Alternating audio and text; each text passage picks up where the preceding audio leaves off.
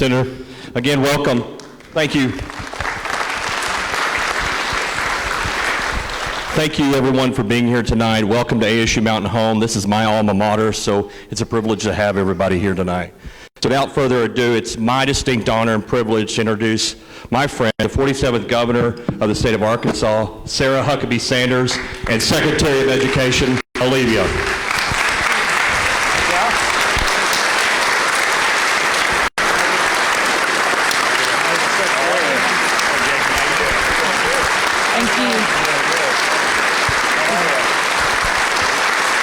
Thank you. Thank y'all so much. Jacob, I feel like we should quit right now. I was like, this is the best. We've done almost a dozen of these. This is the warmest, best welcome I think we've received. So thank you. We've done a lot of these, and certainly we like this crowd the best of them all. Just don't tell anybody else in another part of the state and get us in trouble.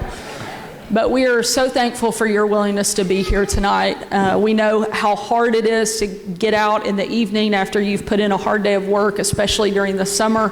And we are so grateful for your willingness to come out and spend a little bit of time with us here tonight. I am so unbelievably proud of why we are here. Today, August 1st, is the full enactment of the LEARNS Act, one of the most historic, comprehensive education reform packages in our state's history, and a truly transformational piece of legislation. And I see a number of our legislative friends and partners here on the front row, and this would not have happened without their dedication, their diligence, and just their steadfast commitment to making sure that we delivered for the students and parents of this state. At the end of the day, I think like every person in this room, I'm a mom, I have 3 kids, and I'm frustrated. I'm tired of seeing our state at the bottom. I'm tired of Arkansas being 47th, 48th, 49th, and in many cases 50th in all the places that we want to be first and second. Places I know we have the capacity and the potential to be at the top, yet we've simply been satisfied and allowed ourselves to stay with and stick with the status quo. To me, that's unacceptable because I know our kids deserve better, and I know we are capable as a state of doing better. And so that's exactly what the LEARNS legislation is all about. It's about taking our state to the top. And that's exactly what we've been able to do. We're going to focus on things like major investment in our state's literacy. I'm tired of watching our kids compete at the very bottom. When only 35% of Arkansas third graders are reading at or above a third grade reading level, that's not good enough. We can do better, and we will. When our teachers are at the lowest end in teacher pay anywhere in the country, number 48, when we have the ability to be in the top 5, that's exactly what we did through the LEARNS legislation. When we have the ability to empower parents to make the best decision possible about where and how their kids are educated, then we should do that. And that's what we were able to do and deliver through the LEARNS Act. I could not be more proud of what I think this means for our state and most importantly for our students. We want to spend tonight not lecturing but listening. We're happy to answer as many questions as we can. We'll spend time working around the room. If people will just take time and raise their hand, Secretary Leva and I will get to as many as we can because we're proud of this legislation. We want to make sure that we have the opportunity to get to as many places around the state as possible to talk about it. I think this is our 9th town hall, and we are so thankful again for your willingness to be here tonight, and we will certainly answer a lot of questions and hopefully have a little fun along the way. And with that, I will turn it over to Secretary Leva, who I'm going to make show his socks because he's really proud of them. Well,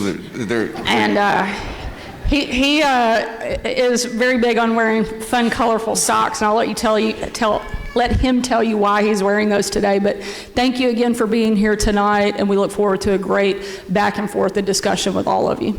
Jacob. Thank you.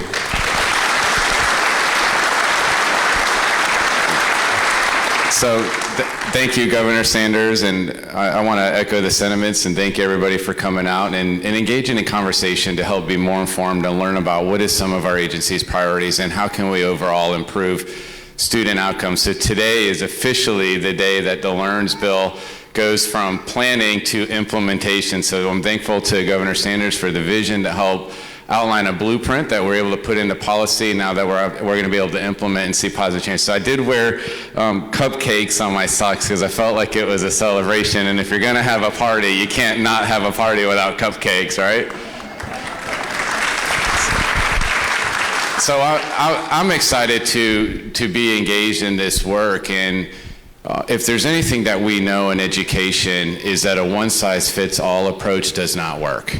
And if that's the way our system is set up, then that system's not set up to make sure that all students are successful.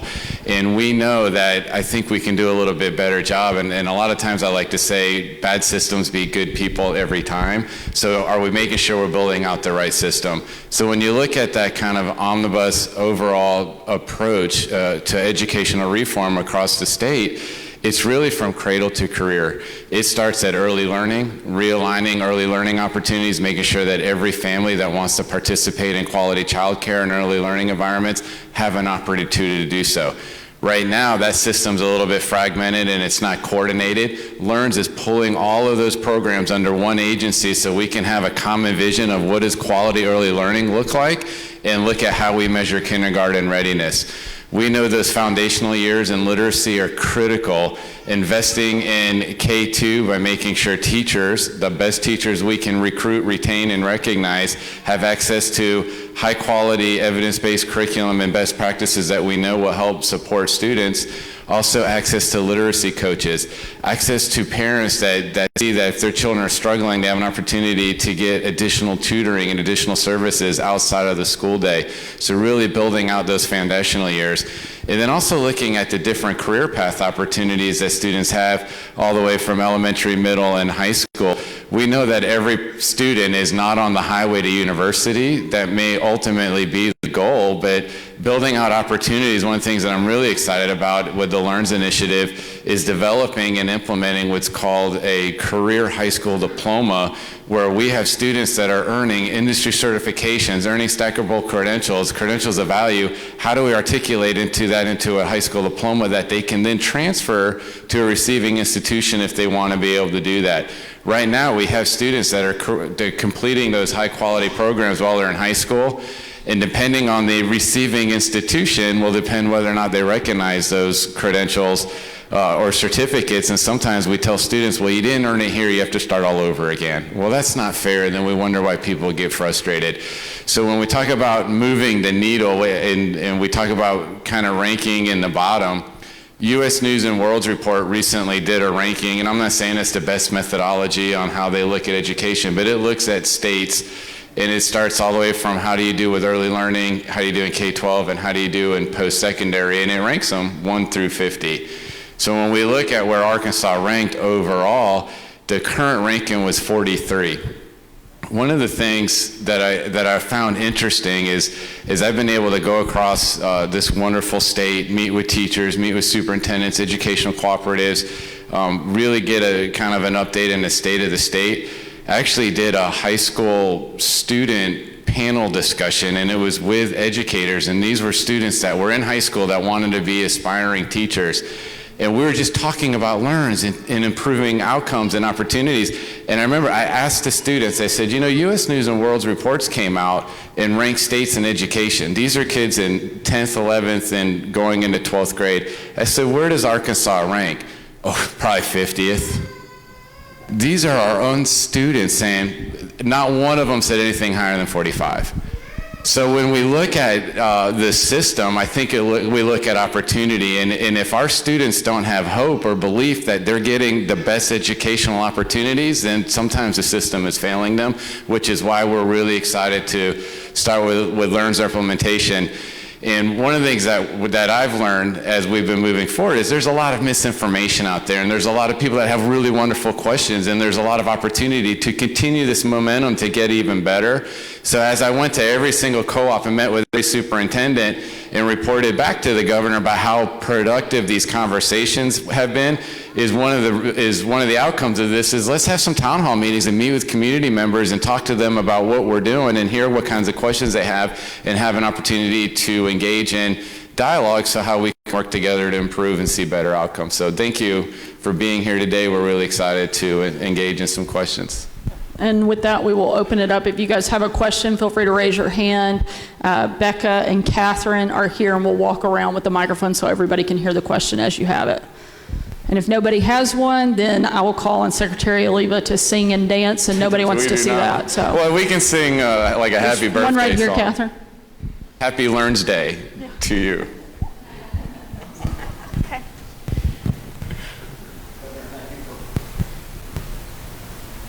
Being here. With the state's current budget surplus, which you should be very proud of, will any of this money be guided to help the LEARNS Act and help the teachers with payments, increased salary, and maybe work some of that money to your program? Thank you. You know, I wish that they would let me just decide where all of the surplus money got spent. Unfortunately, I have to work with all my friends here on the front row to make that decision, but I'm confident that we will work together closely to do things like investing further in education, as well as passing that savings on to the taxpayer. One of the things I've been very vocal about and going to continue to be focused on, and one of the things I'm very proud that we were able to do this legislative session, was continue chipping away at our state's income tax. And we're going to keep doing that. And having a budget surplus like this allows us to keep doing that. So we're going to keep putting our heads down, working aggressively to phase that out over time, and also focus on investing in things like education and public safety, which is certainly a priority that I have, that I know I share with my friends in the legislature. That's the long answer to say we're going to have to figure that out, and we're going to have to do it together, and they're not going to let me do it all by myself. But if you want to change that, I'm happy to take on that responsibility and do that all by myself, but you'll have to talk to these guys for that. And thank you for your question. We'll jump here and then we'll pop over. Okay. Governor, thank you.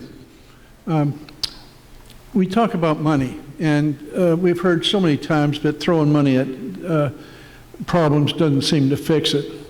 I don't know if you've heard of this is an old program, PISA program. And I did a little study on that for the state of Arizona. And as the funding went up, more money was allocated into administration, less money every year allocated to the classrooms and into areas that especially beginning teachers.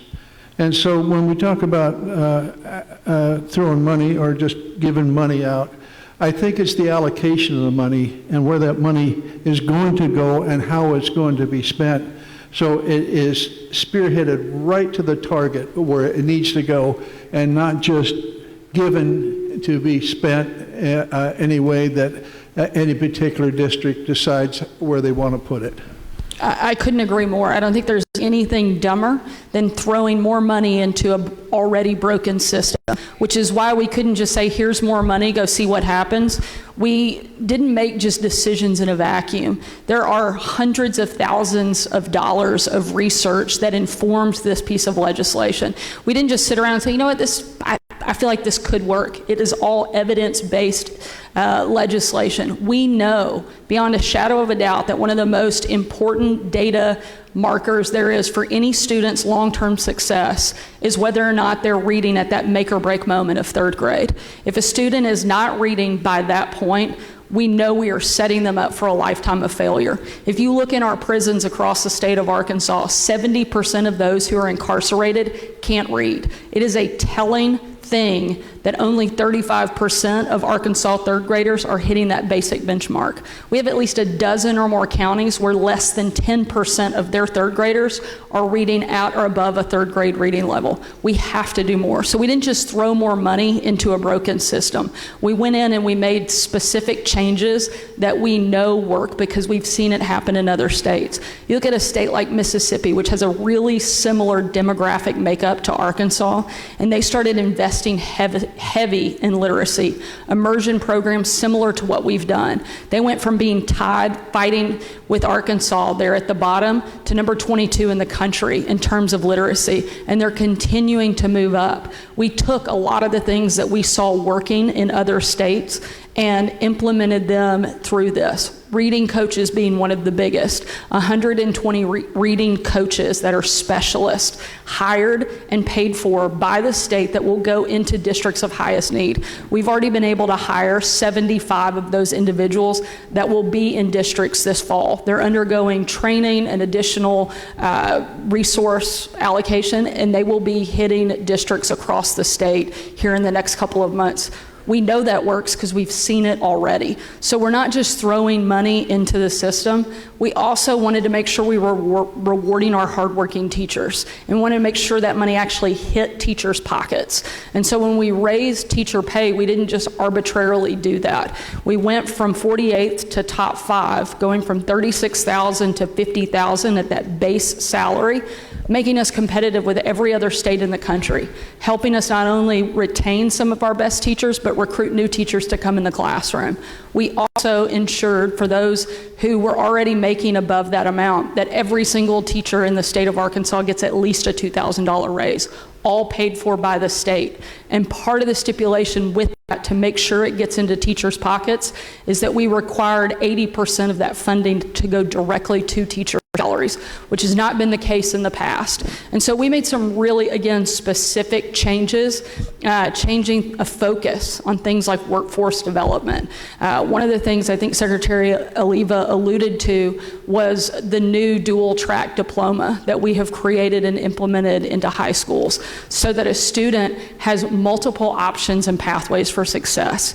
We have kind of perpetuated, frankly, a lie to kids, not just in Arkansas, but across the country for decades, that if somehow a student doesn't go to a 4-year university, they're somehow less than, when nothing could be further from the truth. There are a lot of kids who have a different pathway to success, and we need to help put those opportunities in front of them, and that's exactly what that dual track diploma does. I know this is a really long answer, but there is a lot of really specific evidence-based things in this legislation that we know work, and that's why we're so excited to see them implemented here in the state of Arkansas. And I'll let Secretary Oliva add to that, because I know he'll have some additional things to say.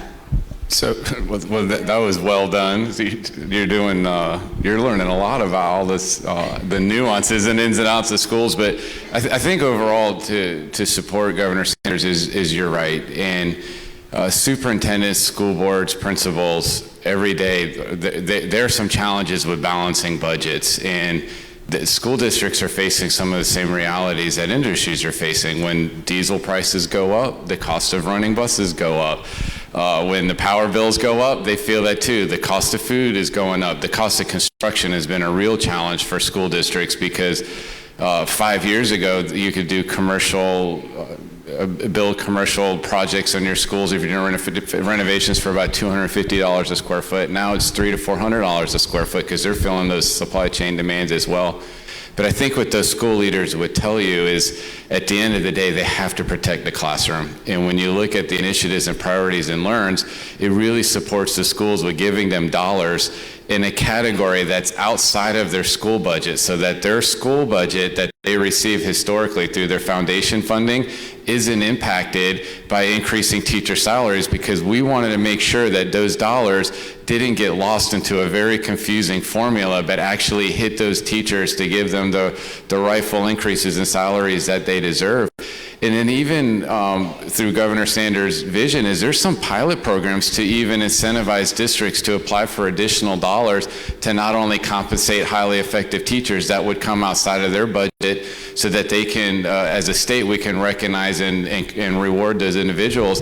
But even there's an transportation innovation pilot, because the cost of transportation and logistics for a school district is high. When you figure the average school bus could be $100,000. So if you look at what is the cost for an average school bus run, is $30,000 to $40,000. If you have a school bus that gets 6 miles to the gallon and the prices of diesel go up, schools are going to feel that. So are there more innovative ways to look at transportation? We have a pilot program inside of LEARNS that's going to work with districts to find ways to do that, because if we can use our resources more efficiently in other areas, then we can reallocate those dollars back into the classroom, where we know that return on investment will be multiplied indefinitely. Great. We'll go here, and then we'll come to Becca. Right on the front row. I just wanted to say it's really refreshing to see someone thinking outside of the box, because the status quo hasn't been working. And the voucher system has proven to help overall education, especially like places like Denmark and other places around the world. But my concern is with just across-the-board raise to teachers. Does this have any incentive like Tennessee does with the master teacher program to give teachers a reason to teach better, than they have? Absolutely. There are a couple things that are in the legislation, and one is that there are opportunities for teachers to make up to $10,000 additional dollars in merit-based incentives, as well as teachers who are willing to go into higher demand subject area needs and specific demographics in a district that may have trouble recruiting. So there are some specific things that incentivize, as well as loan payback programs where the state will cover the cost of teachers' student loans to help them alleviate some of that burden so that they're more focused on the classroom and being able to stay there. Secretary Levy, I know you spent a lot of time in this space. There are specific things like that we've included in the legislation that certainly, I think, incentivize teachers. One of the things that I feel like often gets lost in the conversation is that somehow this is not pro-teacher. It's the largest investment that we have made in our public schools and our public school teachers in decades. And I have to commend the legislators that are sitting over here on the front row, because we worked very closely, and this was something every single one of us came to the table and said, we want our teachers to understand that we know that they have value, that we know that our students do better when they have great teachers. And so we wanted to incentivize them with a higher base pay, but also include some of those additional incentives that you mentioned and that you talked about. And I think to that point, what is really great about what the legislation does in regard to salaries is it returns those decisions back to the local school district. So instead of having a statewide salary schedule that pushes everybody into one model that doesn't allow for innovation and flexibility, this now gives local school districts the opportunity to develop a salary schedule that works best for them, because they know the teachers and the students that they're serving in their community. So if they're having a hard time staffing chemistry or physics teacher and want to develop an incentive to recruit and recognize and retain individuals that are in typical hard to staff areas, they now have the flexibility to do that.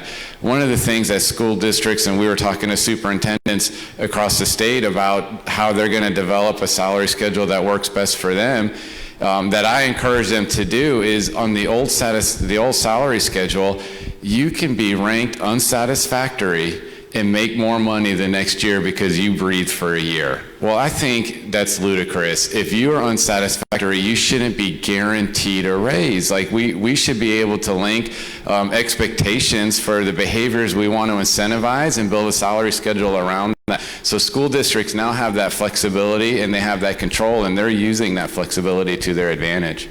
Oh, thank you for your question. There's a question over here. Thank you, Governor, for coming. I know parents and grandparents here, we want to support the teachers, but this is about our children and our grandchildren. We want them learning math, science, reading, arithmetic, history. We want them to be incentivized, the students more than the teachers. I mean, we need the teachers incentivized, but the students get lost in all of this. Well, we have to have right gender things and we have to have furry conversations.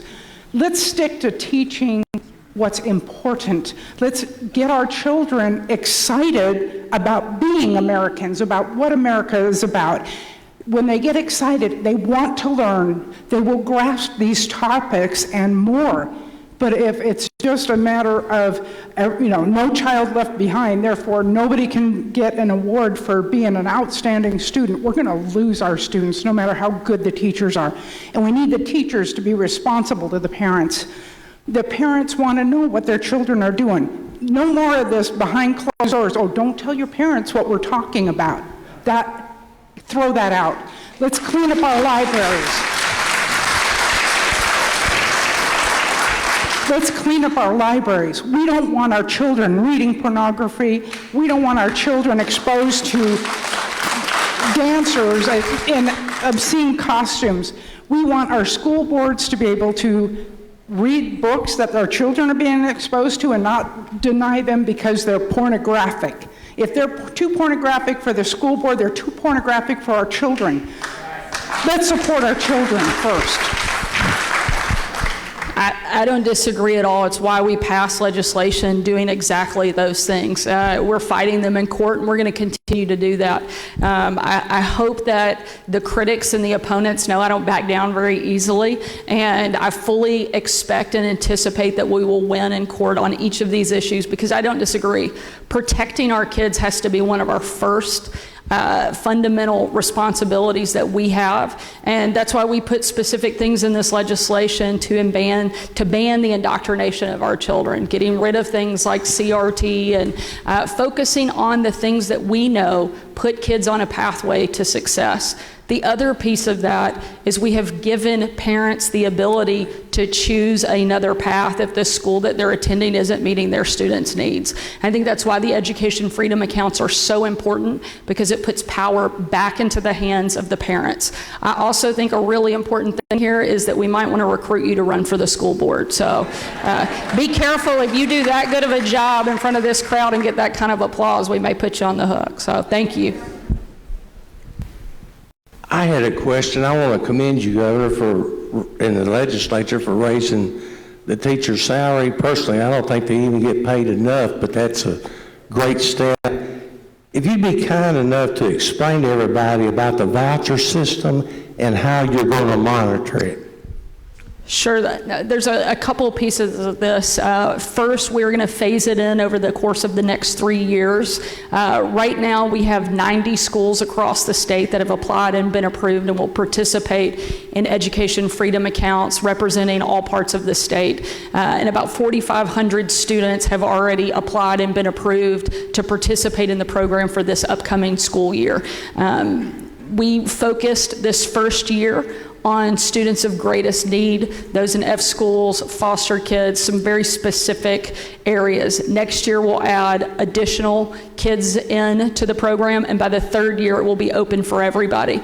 But we didn't want to just open the floodgates wide without there being some accountability for the schools that participate. Number one, a school gets to decide whether or not they participate. If they don't want to, they don't have to. But if they do and they choose to participate and accept education freedom account dollars, they have to be willing to implement a standardized testing that would be similar to what you might have in a public school. I'll let Secretary Oliva go into a little bit more detail on that, because we want there to be accountability. That's also available for homeschool parents. However, one of the things that I think people are lost on is that the government's just going to be mailing out checks. That's not accurate. The money will go directly to the school up to the certain amount for each of those students that are approved and enrolled in the program. When it comes to homeschool, it would have to be used for specific needs that are directly tied to education. If your family wants to go out and buy an Xbox,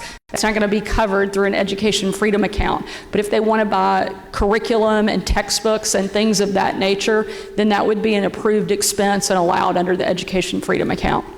Yeah. Secretary Oliva. And to the point, there is built-in accountability, and as we're phasing this over the next few years, we're adopting state board rules and going through the processes to make sure that we can do that, because we want to make sure that we have quality choice programs and not just choice for the sake of having choice. So we're going to hold, if a private school chooses to participate, we'll be able to publish the scores, because they're going to take a standardized assessment from an approved list, and then we'll be able to publish so parents can see how the students are doing in that school, and then the parent can be informed, well, maybe they're getting the results that we're hoping for, maybe they're not. The payments aren't going to be automatic. There's a big misperception that there's direct payments going to families. That is not going to happen. That system is never going to be set up in the state of Arkansas, and we're going to monitor that.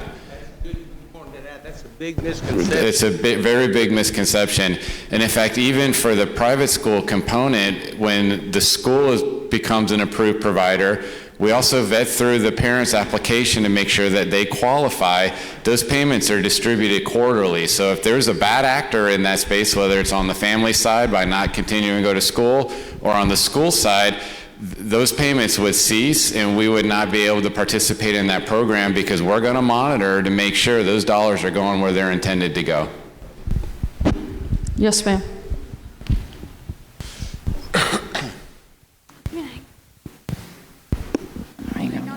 Oh, thank you very much for raising the salaries for the teachers. Thank you for adding the VOTEC, because my older brothers and sisters, who would be like 100 today, had that option when they went to school. However, I have some long-term concerns for small school districts, and we have a number of them here in this area: Bruner Pilot, Norfolk, Cotter, Lead Hill, Viola. How are these school districts going to afford the salaries for the teachers in future years if it's not fully funded by the state? Are they Can I going to stop have... you real fast? I just want to correct one thing.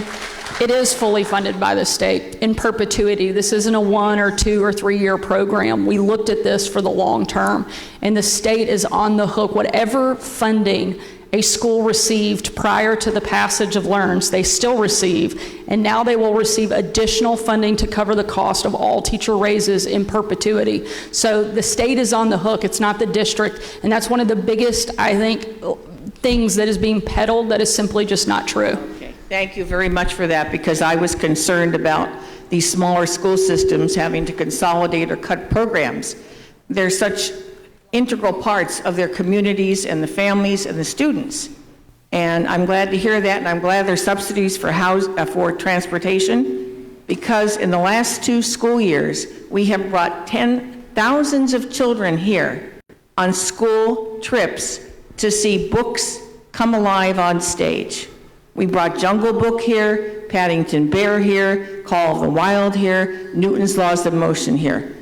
And I'm hoping that we'll continue next year with those kinds of programs. We had like 11 different school systems come here. So I'm glad to hear that, because I was very worried about that. Yeah, I'll let Secretary Oliva had something he wanted to comment on that. So, and we hear that a lot about the small and rural districts, and I'm glad Governor Sanders cleared up the funding, because the school districts receive their funding that they receive historically. Now, they may go up in enrollment, they may go down. Their funding's going to change based on the population they serve, but the dollar amount to support LEARNS is a complete different separate category in the state budget that the legislature supported.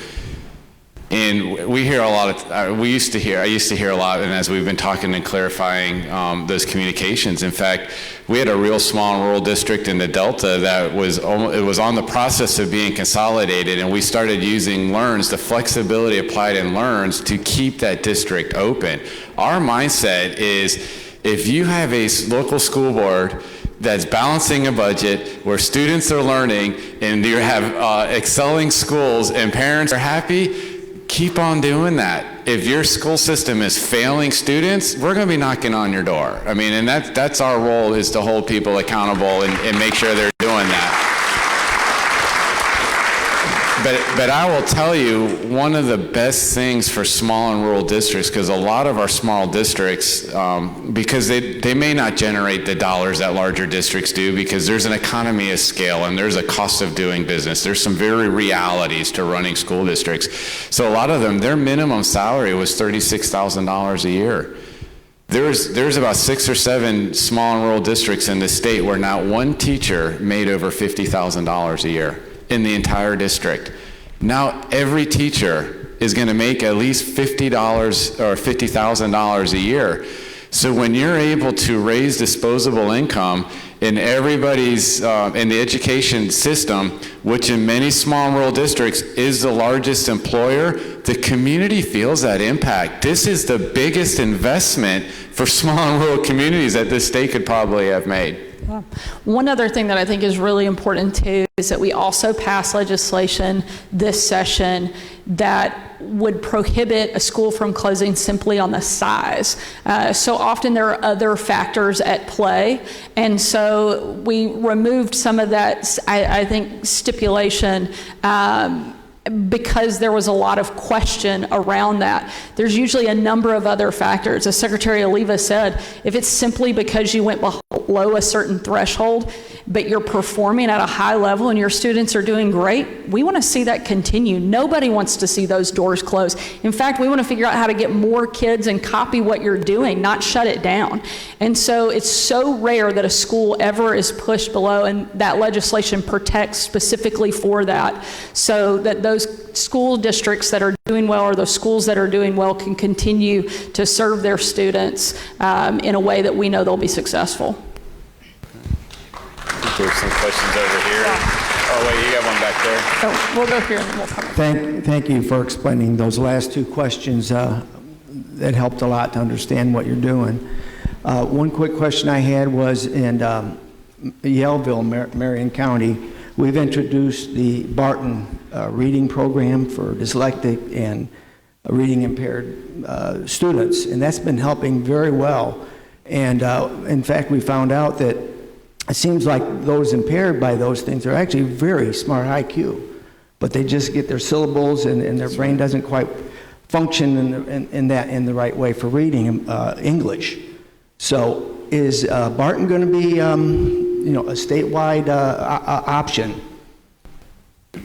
I'm glad you said option, because a lot of times I get asked those questions about, are we going to mandate a specific curriculum from the state? So I believe in local control. The school district needs to have the flexibility to adopt a curriculum that works best for the students and the teachers they serve. But what we're doing as a state is identifying what are those high quality instructional materials and incentivizing districts to choose those exact materials.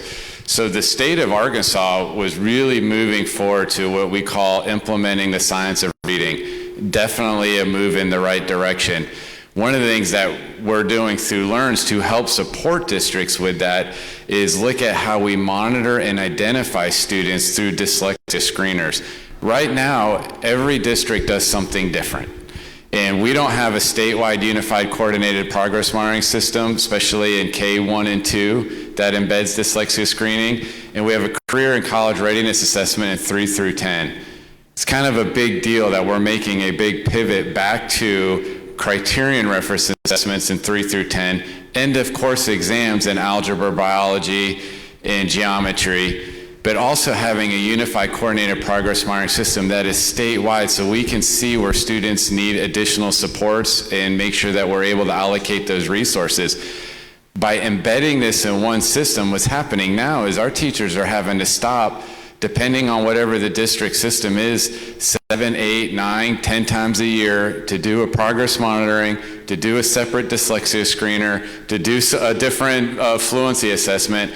We're putting out a statewide call to embed all of those into one system to hit. It won't be up for this school year, but it'll be in our classrooms for 24, 25. That puts all of that in one thing, so a teacher doesn't have to stop teaching to test, and that snapshot in time can happen 3 times and give the information that teachers need. It then helps support teachers with training with high quality materials like what you're doing there, because we have to accelerate students and stop focusing on remediating students.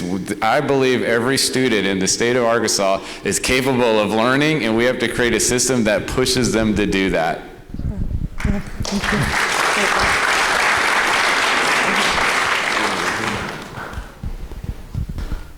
He's got a whole notebook. Are we going to go through all those pages? No, because a lot of those questions got answered already. I'm wondering about the homeschoolers and the private schooling. It sounds like you're focusing on the public school system, and if I'm understanding this correctly, they're going to be put back a few years in this tiered system you've got, I guess. So you're not going to be addressing these third graders who can't read immediately. Am I missing something, or I'm not sure I'm following. Why are they being... A couple different things that you talked about on. One, when you say that we're talking about improving public education, I'm a product of public schools. My children attend public schools.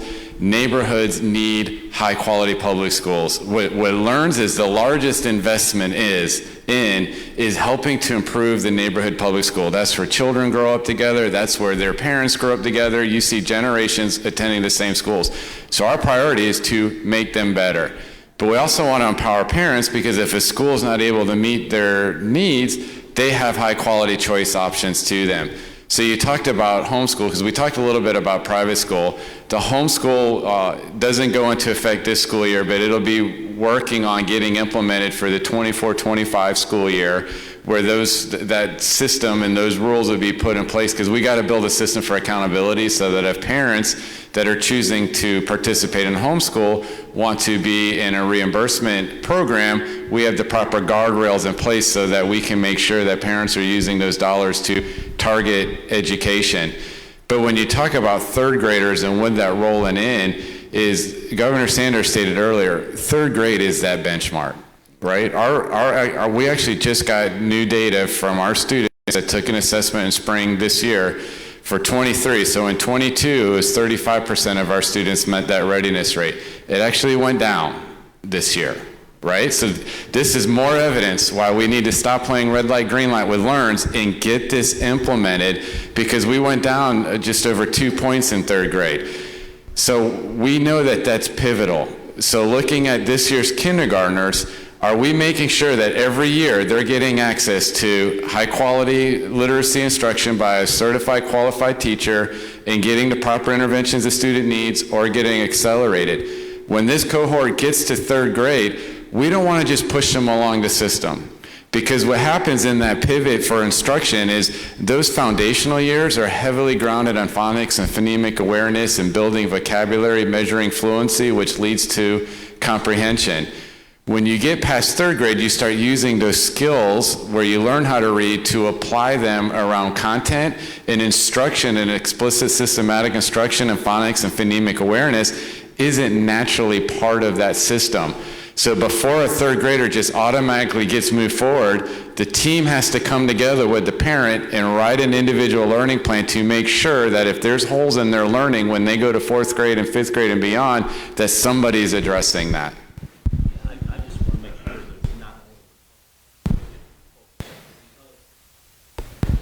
Right. Thank you for your question. We'll jump over here. We'll make Catherine get a workout tonight. Get your steps in. Many years ago, the federal government implemented a program for special education called IDEA. Mm-hmm. That program has never been fully funded from our wonderful federal government. Will your Learns program be funded from the beginning, or will it be a stepped process? And will it specifically address the teachers and students in special education, because they have been relegated to the back of the bus for a long time? Yeah. Well, the federal government is really good at coming up with ideas and then letting the state figure out how to pay for it. And we actually operate very different in the state. We have to balance a budget, and we have to make sure that the legislation we're pushing forward, we have the ability to pay for. And so that was one of the first steps, and one of the important things that this group of people was really focused on is not funding it for 1 or 2 years, but that we had the ability to take this on as a state for the long term. And so absolutely the funding is not like a federal program. It will remain. When it comes to teacher pay, the literacy programs, workforce development and career and training and technical programs, those are things that we have invested in and made sure we have the ability to continue funding for the long term, because that's how the state operates. Very much like you might in your household, very different than the federal government. When it comes to specializing in that special education, I certainly want Secretary Oliva to comment here, because this is something I know he's very passionate about. That's actually where he started as a teacher for special education students. That's one of the reasons I think that the education freedom accounts are so important, is because it allows a parent to make a decision if they are not having their students' needs met. They have the ability to look at other options. It empowers parents to make sure that regardless of what challenges their student may have, they have the ability to figure out where they can best be educated. I have 3 kids, and just with my 3 kids, they all learn very differently, and they need very different things. And I should have the ability to decide how they can best be educated as their parent. And this provides that flexibility and those opportunities so that those child's needs are being met wherever that parent chooses to send their student. Yeah. And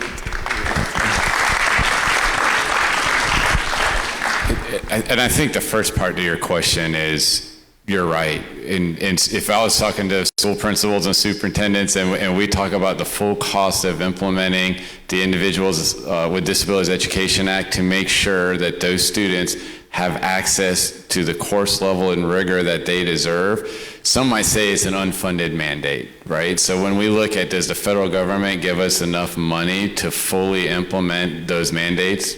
Probably not. How does the state help support that?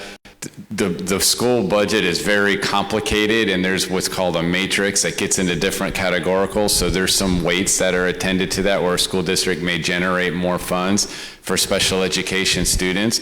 But I do think it's an opportunity that we can look at to see if there's a way to be more efficient and improve in that as well.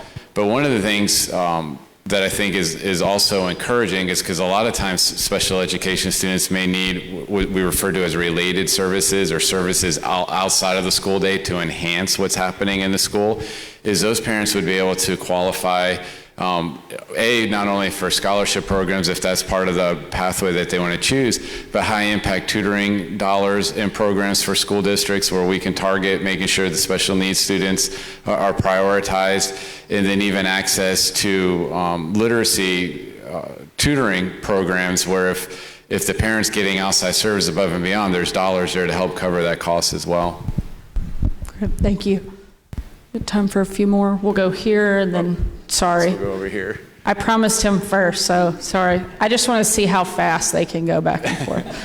Governor Sanders, Mr. Secretary, is there a plan within the LEARNS Act to increase the salaries of bus drivers, teachers' aides, and any classified staff within our schools? Yeah. It's a great question. And one of the things that I have stolen from Secretary Oliva is how he talks about the educational community. While the teacher is vital and so important that we have good teachers in the classroom, it's not just the teachers that the students interact with. It is the bus drivers, the cafeteria workers.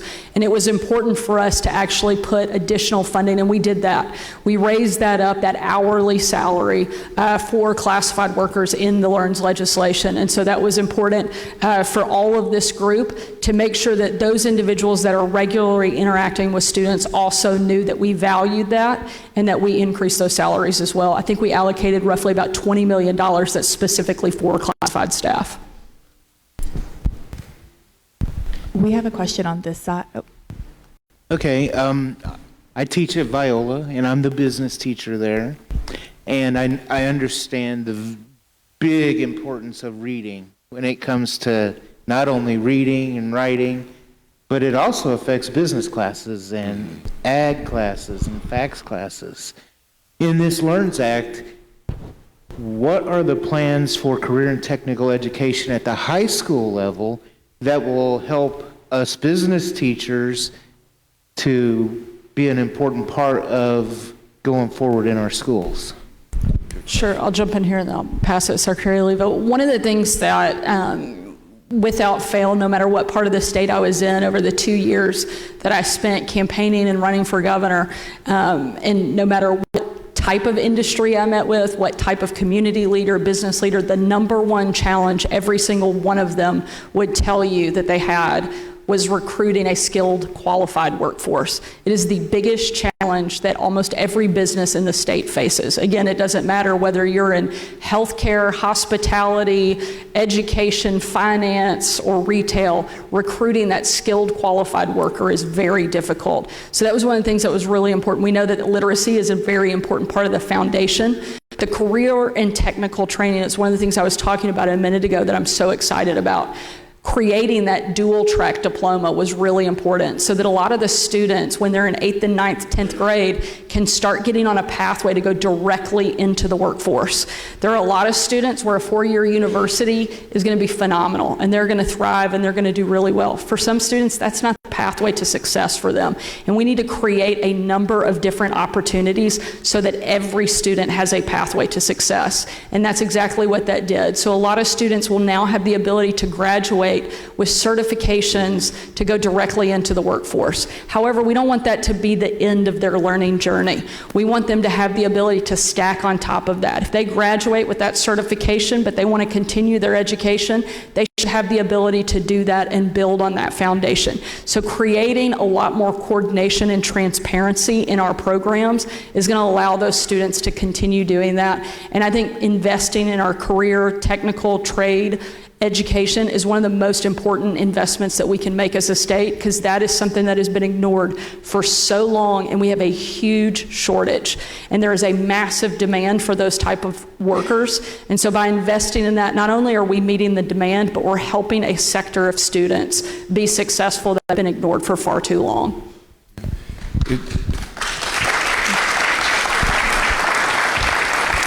If I was to add to that, first, thank you for being a business teacher in high school and for what you do to prepare students, because some of the content they're going to learn in your class, they're going to be able to apply to life, and they're going to see relevancy, and that's a big deal. So thank you for doing that.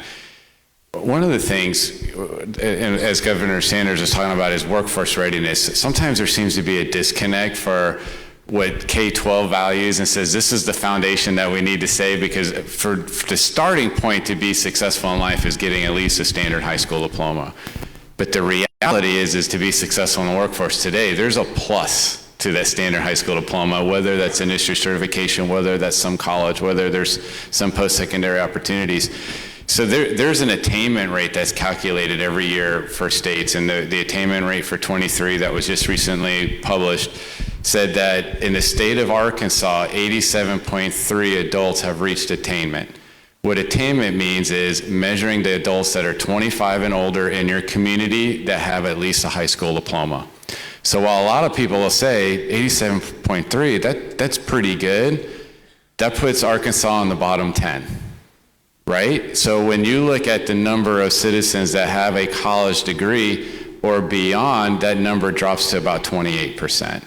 So there's opportunities to get students onto this career pathway, and we need to do a better job making sure there's not a disconnect between K-12 and what industry is actually looking for and the skills that they need so people can walk in the door ready to learn and ready to earn.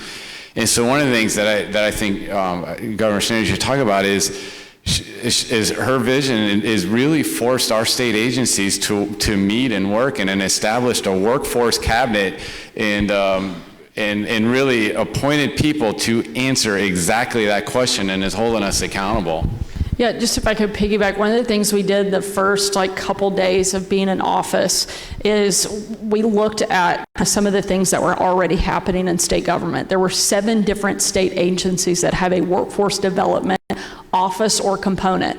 And I asked how often they met, and one of the individuals that was part of that group said, well, we've never met. I said, I don't understand how that's possible, how you are literally tasked with addressing the same issue and you all work for state government and you don't talk to each other. And they kind of looked at me like it was the craziest idea that had ever been thrown out there. So we quickly put together an executive order and created the workforce cabinet. So now not only are they required to meet, but they're required to put an update together so that we're actually all rowing in the same direction. We also created a position called the Chief Workforce Officer, a guy named Mike Rogers who came out of the private sector who has spent an entire lifetime going out and recruiting, training, individuals to go directly into the workforce. And so now he is tasked with bringing all of those agencies together and making sure that we actually have a coordinated effort to addressing the workforce shortage in the state. They wake up every single day being tasked with how do we do it better. And that is oddly, which shouldn't be, but it's oddly something new for state government to try, is to actually coordinate and talk to each other. And I think that we're already starting to see that pay dividends and a real impact across our state. I think we're going to be one of the first states that figures out how to build that blueprint for addressing the workforce shortage that we have, frankly, across the country. I know we've got time for a couple more questions. We'll go to this group and then we'll come to you. I agree there needs to be an educational reform, and I definitely applaud the acknowledgement of said need. It seems the act was fast-tracked with an omnibus, a take-all-or-nothing approach to educational reform. And what concerns me about it is mostly, like the voucher system. The funding will be funneled into private and charter schools away from public schools. Like a $7,000 voucher will not cover all of the costs necessary to attend these other schools, tuition, books, transportation. And it seems that this money would be better spent increasing the levels of education in our public schools. Why are the public schools not sufficient? Instead, I see this crippling the public school system. How are you going to protect the public school systems from the collapse that this seems to be headed towards? The teachers more than likely will be leaving. Why wouldn't they? And that's my first question. The second one, you were that was like 7, but I'm going to try to make sure I address them all when we come back to it. How the public school system will survive with the funneling going towards private and charter schools. The next one was regarding you were talking about the vocational programs. In other states, high schoolers are allowed to take college courses, and many of my friends in other states, their kids are graduating with associate's degrees. I want my son to go to college, and I definitely agree that other students need to take a more vocational route to go from high school to work. That's not what I want for my son. So will there be a system in place to be able to graduate with an associate's degree and a high school degree? There's a lot to unpack, and I'm going to do our best to try to address each one of those questions. First, I want to address the fast tracking. The idea that somehow this was fast tracked is honestly, I don't mean to be rude, but is frankly laughable. I literally spent 2 years traveling the state. I went to all 75 counties, talking extensively about the fact that my #1 priority when getting elected would be to be the education governor. And I spelled out exactly what that looked like. And I won with a historic, overwhelming margin. So to me, that tells me that that is a demand from the people of this state. I didn't make it a secret. I literally broadcast. I spent $500,000 on TV telling people exactly what I was going to do when I got elected, and I won. Frankly, if this was fast-tracked and there wasn't support for it, I wouldn't be standing here, and that would have been a very clear message to me that this was not what Arkansas wanted. But I did win, and I won by a big margin, as did a lot of the individuals that are in our state legislature that campaigned on similar issues. So to me, that tells us not only is there broad-based support for it, but frankly, there's a demand from the people of this state that we do better. And that's exactly what we've worked extremely hard over the last several months to do, is make sure that we did better, that we delivered for students, that we delivered for parents, that we delivered for teachers. When it comes to the public education piece, like I said, this is the largest investment that we have had in public education in decades. We have not done anything big on education since my dad was governor nearly 20 years ago. And our numbers continue to fall. So to me, we couldn't just tinker with the system. We couldn't make a little change here and a little change here and expect a transformational difference. And I think our kids deserve a transformational difference. And that's what we delivered. I could not be more proud of the work that we did. And it wasn't like we made these decisions in a vacuum. Like I said, there is hundreds of thousands of dollars of research and data-proven evidence that these are things that work. We didn't just say, oh, I think this could be a good idea. We spent time meeting with parents, stakeholders, teachers, superintendents across the state to build out an education plan that delivered for our students. And I think that's exactly what it did, and it is a massive investment in public education, and one that I think every Arkansan has the ability to be proud of.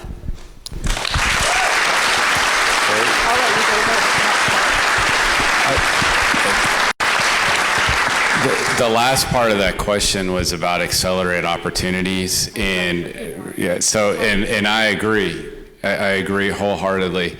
And I tell the governor all the time, I was like, I'm going to learn all the data and all the numbers in state. 117 students graduated this past year with their AA degree at the same time as their bachelor's degree.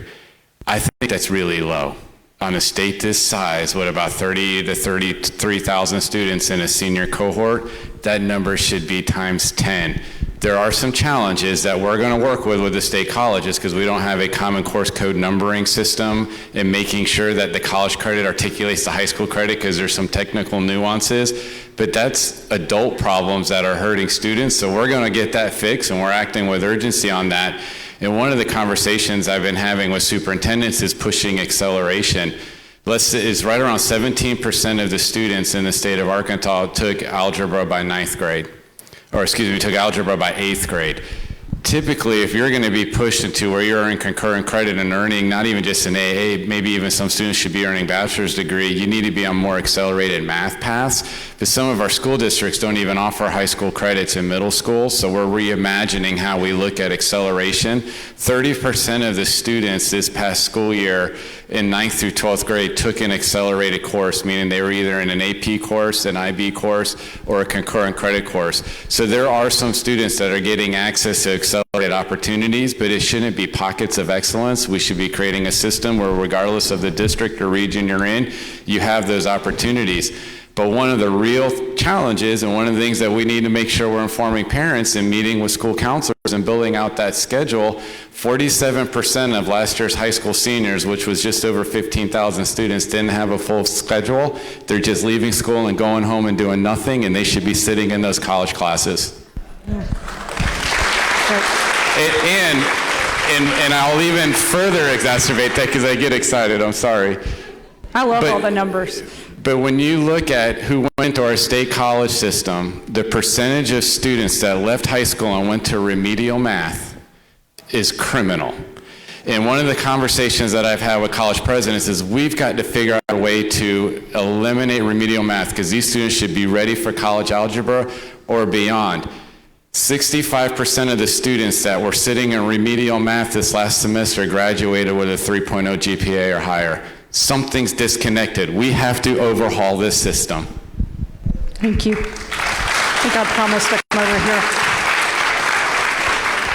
I think we've got time for this last question. Hi, Governor Sanders. I just wanted to say thank you for being here tonight. I just had a question. I've heard everything about special education.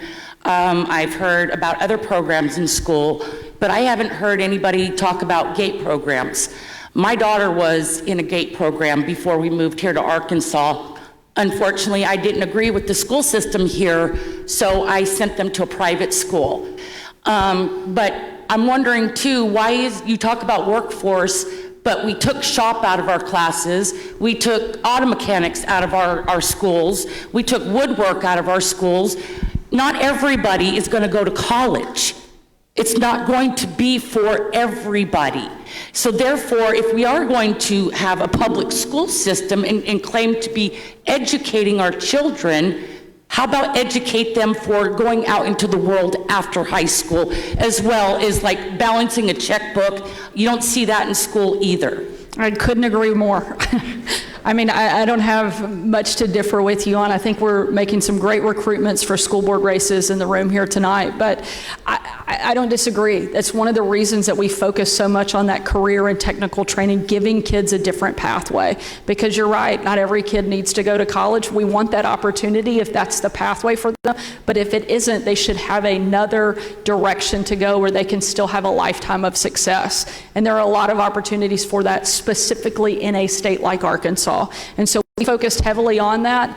Don't disagree. I think for so long we focused specifically and strictly on what does a student know and not what can a student do. And we have to start asking that question. When they graduate, what are they capable of doing? Can they go directly into the workforce? Have we given them the tools they need to be successful? And if the answer is no, then we probably failed on our end, which is why we are trying to reimagine the way we look at so many pieces of education and why the LEARNS initiative was so important to get passed.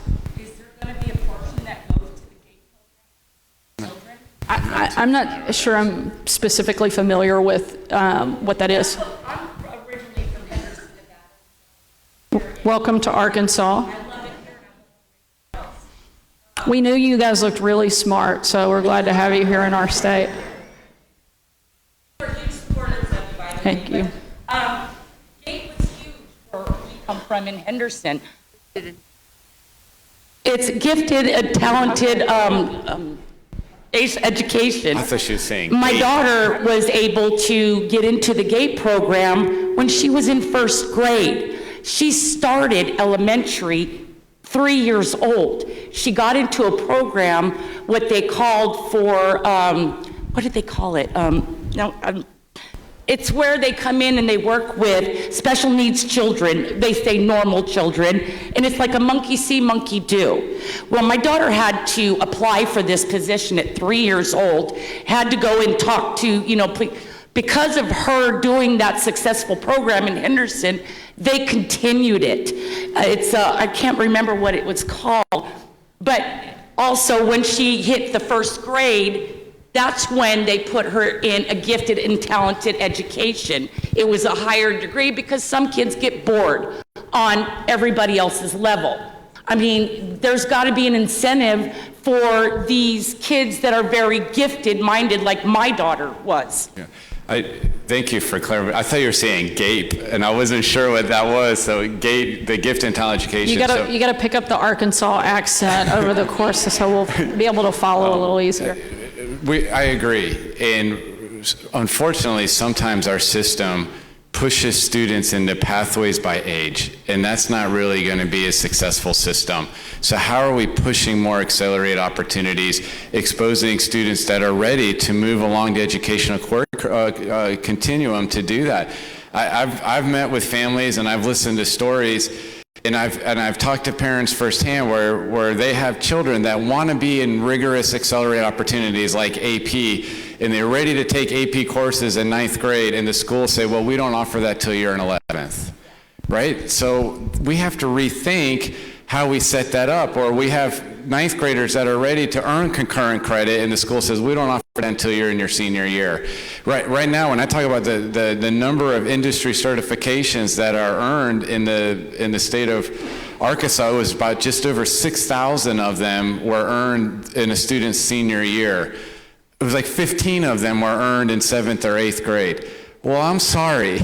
We should not be waiting till the child's senior year to earn an industry certification, especially if we want them to earn stackable credentials. So gifted and talented students need to be in specialized programs, but need to be able to have accelerated opportunities and pathways, and that's something that we're going to continually have conversations to try to seek out and improve. So thank you. We want to again say thank you so much for your willingness to come out tonight. I know that it is a big ask for people to spend their evening, but I don't think there's anything that we could talk about that's more important for the future of our state and the future of our country than investing in the kids right here in Arkansas. It's the reason that this was the #1 priority that I had, and that a number of these people right here on the front row had, and worked so hard to make sure we delivered for the students of our state, and I think we did that through the LEARNS Act. If I could get our legislative friends and partners here on the front row to stand up. Y'all are never shy. You literally ran for office. You can't be shy. So I want to give them a huge round of applause.